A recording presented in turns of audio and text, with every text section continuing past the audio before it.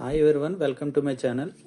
ఈరోజు నేను TP link wifi ఎక్స్టెండర్ని అన్బాక్సింగ్ అండ్ ఇన్స్టాలేషన్ ప్రాసెస్ చూపిస్తాను. అసలు వైఫై ఎక్స్టెండర్ అంటే ఏంటంటే, మనం ఇంట్లో జనరల్గా వైఫై యూజ్ చేస్తాం కదా, అది అన్ని పాయింట్స్కి రాదు.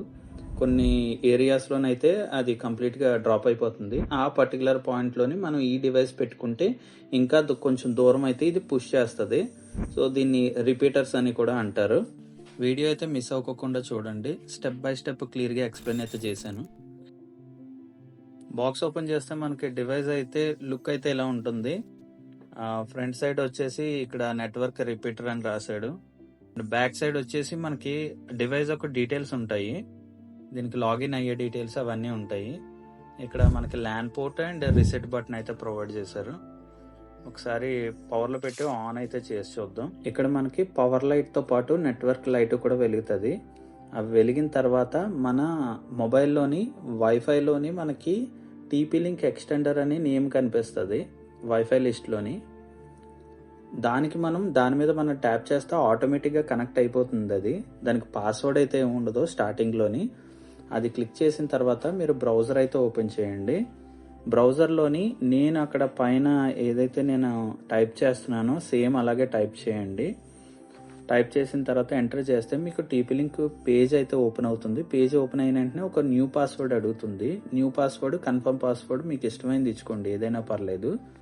ఇప్పుడు ఇక్కడ దగ్గరలో ఉన్న వైఫైలు అన్నీ చూపిస్తుందా, అందులో మీ వైఫై నెట్వర్క్ ఏదో దాని మీద క్లిక్ చేయండి. క్లిక్ చేసి మీ వైఫై పాస్వర్డ్ అయితే ఎంటర్ చేయండి. ఇది నా వైఫై, ఇది కన్ఫర్మేషన్కి ఇక్కడ అడుగుతుంది.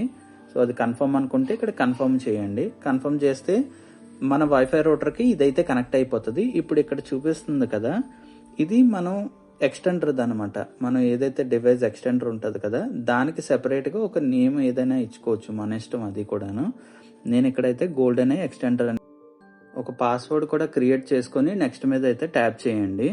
సెట్టింగ్స్ అన్ని అప్లై అయిన తర్వాత డన్ మీద క్లిక్ చేయండి.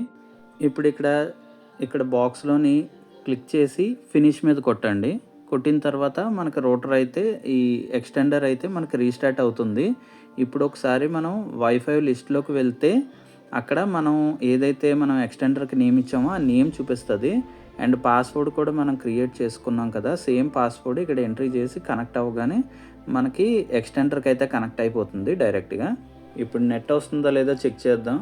యూట్యూబ్ ఓపెన్ చేసి ఏదైనా వీడియో ప్లే చేస్తే మీకు కంప్లీట్గా ఇక్కడ చూడండి, నేనైతే యూట్యూబ్ Motorola H15 Neo అయితే beautiful design sir. ఏదైతే స్పీడ్ వస్తుందో అది ప్లెజెంట్ గానే మనకి ప్లే అయిపోతుంది.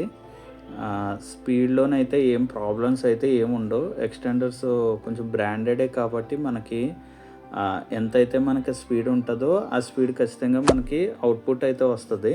సో వీడియో నచ్చితే లైక్ చేయండి. అలాగే మరిన్ని కొత్త వీడియోస్ కోసం సబ్స్క్రైబ్ చేయడం మర్చిపోవద్దు. This is Venkat signing off.